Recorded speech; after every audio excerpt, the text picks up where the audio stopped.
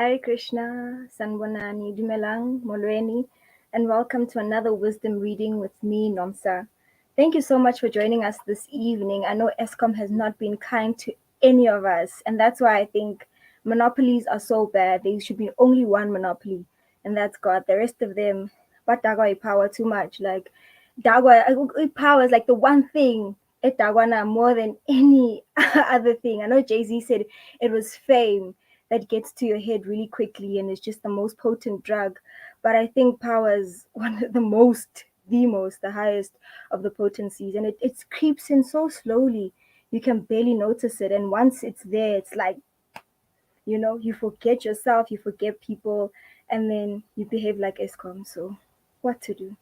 Anyway, let us not lament. Thank you so much for being here with us today. I'd like to thank all the previous readers from last week and even yesterday. We had such a beautiful reading from Kulu Prabhu.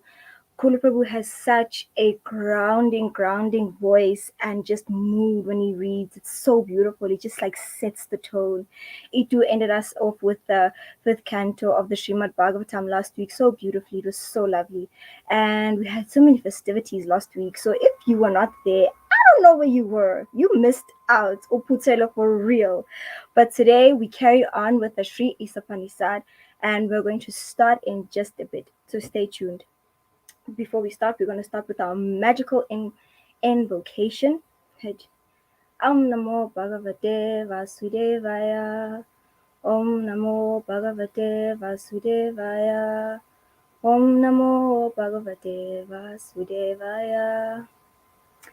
So this is just to invoke beautiful, calming presence and of all the acharyas before us. So I'll be reading the invocation, strangely enough, after that invocation of the Sri Sapanisad. If you want any copies of these books, you can get them at Wusa House. This is a copy of the Sri Sapanisad. I know that some of them have different covers. This is, I think, the most recent cover, if I'm not mistaken, but you can get it also on Vedabase and read on or read with us. But it is also available on the screen. So you can contact anyone from the Wusa House or visit the Wusa website, which is www.wusa.online for any of the information or any of our programs. So I will start with this beautiful, beautiful invocation by His Divine Grace. Last week. So have to get it right always. So His Divine Grace, A.C. Bhaktivedanta Swami Srila Prabhupada. So we'll start. Invocation. Om Prunama Ade Prunam Idam Purtam Prunama Adachate Pruna Saye Prunam Ade Prunam Evaya Shi Shate. So that's the invocation. Fun fact about the invocation. It is not just an invocation for the Sri Sapanisad. It is an invocation that is a Vedic invocation that is used through various things. It's performed through various activities that happen, like various events. This invocation is used. So it's a very important invocation. But because of what it carries, I think they put it, Srila Prabhupada put it in the beginning of this book because it carries out the theme of the first, second, and third chapters or mantras of the Sri Sapanisad. So, yeah, just that's a fun fact in case you didn't know. I didn't know that until just the other day. So, yeah, we learned every day. So the synonyms: Om, the complete whole; Prunam, perfectly complete; Ade, that; Prunam, perfectly complete; Idam, this phenomenal world; from all perfect; Prunam, complete unit; Udachate, is produced; Pruna ne sia, the complete whole; Prunam, completely or all; Ade, adaye, having been taken away; Prunam, the complete balance; Eva, even; Avasya Shate, is remaining. The translation by His Divine Grace, A.C. Bhaktivedanta Srila Prabhupada Ki Jai. The personality of Godhead is perfect and complete, and because He is completely perfect, all emanates from Him, such as this phenomenal world, are perfectly equipped as as complete wholes. Whatever is produced of the complete whole is also complete in itself. Because he is the complete whole, even though so many complete units emanate from him, he remains the complete balance. So the Sri Sapanisad or the Upanishads were directed to intellectuals, people who were very intelligent and were very well versed in the Vedas and all sorts of knowledge, scientists and, intellectuals. So there's a play on words that is not so direct like in other books.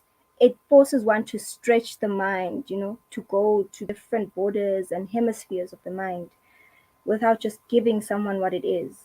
Sometimes intellectuals don't like that. They want to really like investigate, find out, theorize, hypothesize, and then, do the findings and do the research and then come to a conclusion. It almost tricks you like you did something, but it's already done.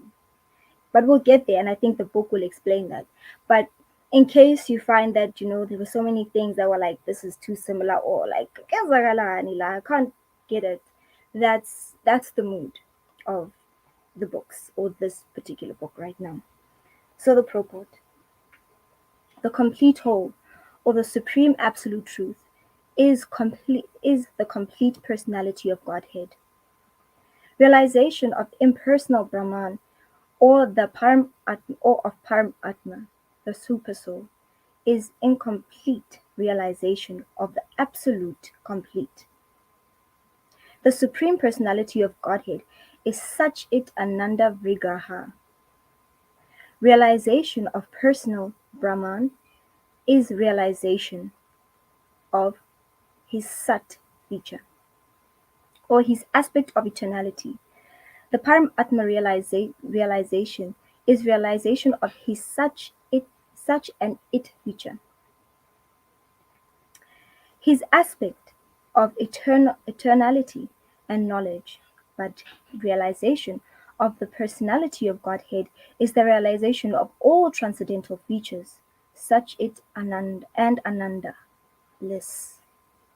When one realizes the Supreme Person, he realizes that this aspect of absolute truth in their completeness, vigraha, means form. Thus the complete whole is not formless. Asipinde futhi. Thus the complete whole is not formless.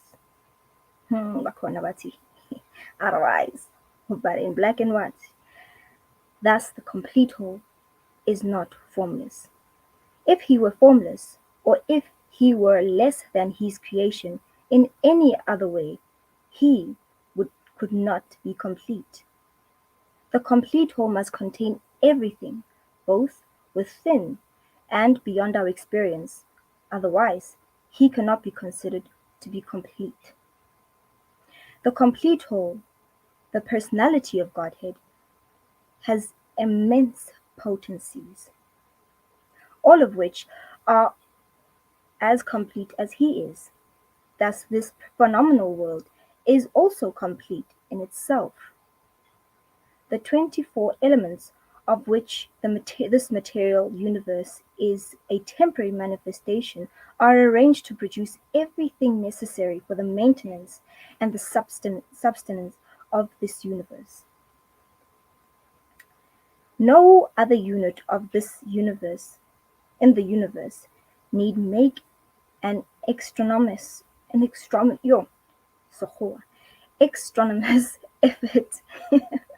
to try to maintain the universe. The universe functions on its own time scale, which is fixed by the energy of the complete whole, and when the schedule is completed, this temporary manifestation will be annihilated by the complete arrangements of the complete whole. That's the whole mind stretch, mental gymnastics I was talking about. I think I want to repeat that just so we can, you know, fully be there. The universe, the universe functions on its own time scale, which is fixed by the energy of the complete whole. And when that schedule is completed, the temporary manifestation will be annihilated by the complete arrangements of the complete whole. All facilities are given to small complete units, namely the living beings, to enable them to realize the complete whole. All forms of incompleteness are experienced due to incomplete knowledge of the complete whole.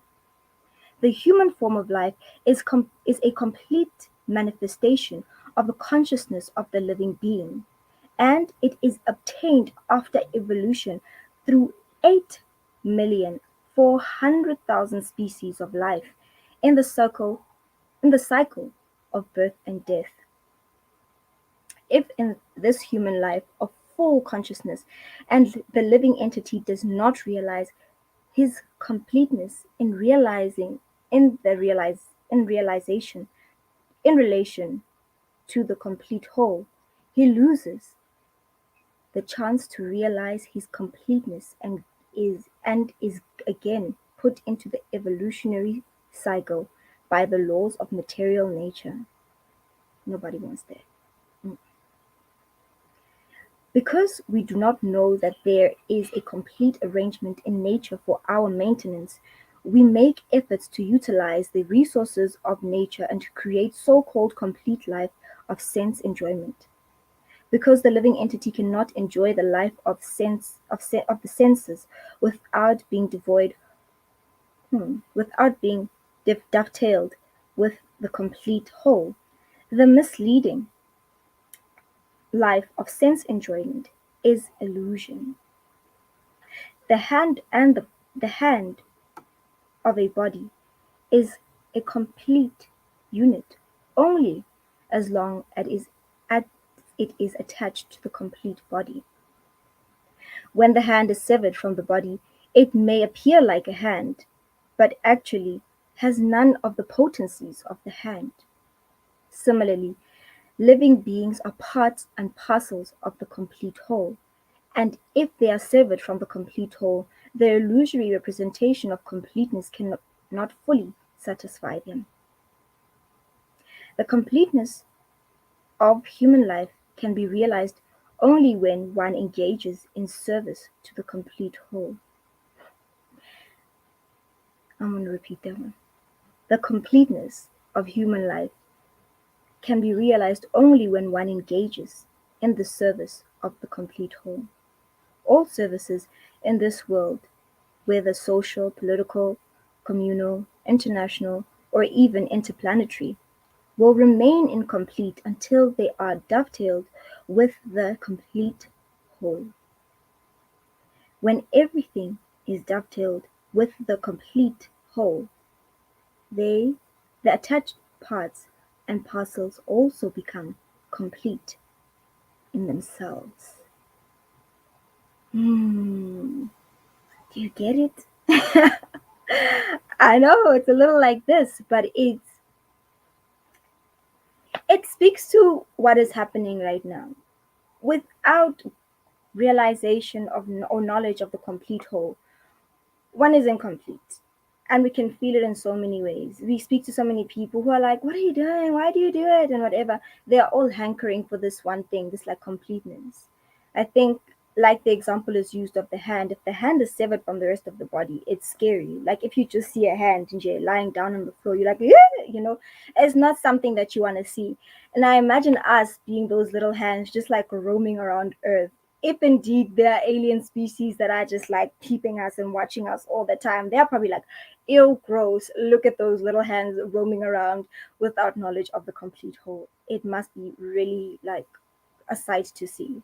So I think this is telling us to remember the complete whole or the Satchitananda Vigraha aspect of the complete whole.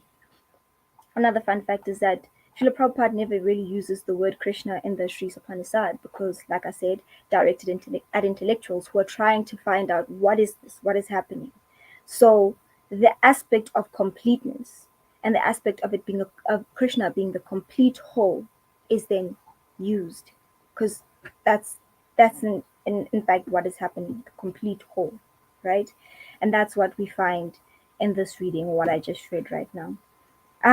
What really stood out to me was the cycle of birth and death and the many lifetimes of evolution that we've had to go through, the 8,400,000 species of life, and to get this and to squander it. Oh, that's sad. That's truly, truly sad. And you've been given such a golden opportunity to take up spirituality or spiritual life and to live by it. And it's a path made easy. Like if you still had to go find like many other things, like your funing no, it's just like as easy as switching something on, except not now because ESCOM doesn't like us. But if it were, we just switch on a stove. You don't have to go and collect the wood and start the fire and then prepare and all of those things. It is made easy already. On that note, another path made easy is WUSA House. WUSA is there for all of us. This organization is here for all of us to take part and partake and be involved with so many things that are happening in devotional service. We just read in the last part or the last paragraph of what I just read of the invocation that devotional service is so important. And that's the one way in which, if we dovetail our activities with devotional service, we look back to the complete whole, then we will, in fact, achieve this completeness or go back to this completeness. So WUSA House is there for all of us, and the WUSA programs are there for every single person. So please, this community needs you to also participate, and is created for all of you. As Bandlululi Gwa WUSA, I know that there is no discrimination of who wants to come, who doesn't want to come. So please join. I see there's a question from Bonisipo Prabhu. It says, Hare Krishna Mataji, Hare Krishna Prabhu. All glories to Srila Prabhupada. Thank you so much for the background knowledge. It really gets me excited to hear more about such knowledge of the complete. Me too. I'm so excited. Like, this is one of my favorite books. All of them are my favorite. Like, they're like little children, so I can't really pick, but this one is definitely right up there. It's the good child in the class. So I really like this, and I'm also really excited about some of the things that you are going to read, because I know you've got great realizations for me. So I can't wait for Sunday. At WUSA, it's 108 live radio. This is my favorite text. But don't tell anyone. I might get in trouble. It definitely is my favorite text. I don't know if you have any more questions or comments. If you do, please don't forget to write out your questions or comments on Facebook and as well on the YouTube platforms, on the chat panels, and we'll be able to read them. We've got another question from Safi Sachi Prabhu. You created a curiosity when you stressed that the Supreme has a form but others think differently. Any further comments? Maybe you'd want to elaborate, Savisachi Prabhu, on Saturday, on Ask a Monk on Saturday. But I think I can further elaborate by saying, I don't know. For me, it's just it just makes sense that God has a form. I I I think the speculation of God not having a form, and I think it's also stressed here, is that he would then be incomplete. There's that philosophical debate that happens in first year philosophy. If anyone is interested, where they ask you, if God is so powerful, can he create a rock so heavy that he can't lift it? And if he can, that means he's not so powerful. Well, if God is within these dualities, then he can't really be God, can he? Because you've already placed him within this certain frame of mind or frame of thought that either it is or it isn't. And I think God is above that, like he's above all of these things. But also in the ways in which God is described, he has a form. And if we are created in the image of God, God surely should have a form if we are created in his image. And this is just in all religious scriptures, but somehow it's just deviates, like takes a short left to like, okay, you can't have a form, it's disrespectful, and all of these things. And I understand there are many people who take forms, or the revealed forms of God, even deities, and do very funny things with them. So I understand that that may be protected for our own, propensity to cheat and propensity to do.